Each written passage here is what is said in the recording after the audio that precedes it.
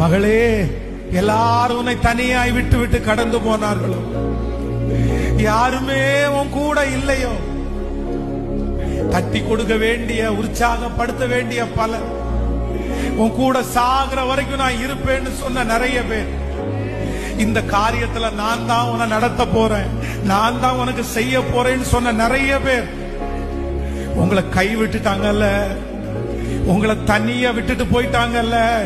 ஆனா அப்படி தனிமையை நிற்கிற உங்களை பார்த்து கர்த்தர் வாக்கு கொடுக்கிறார், நான் உன் சத்துருக்களுக்கு முன்பாக உன் தலையை எண்ணெயினால் அபிஷேகம் பண்ணி உன் பாத்திரத்தை நிரம்பி வழிய பண்ணுவேன். இது கர்த்தருடைய வார்த்தை, இது ஆவியானவர் உங்களுக்கு வாக்கு கொடுக்கிறார். கர்த்தர் வாக்கு கொடுக்கிறார்.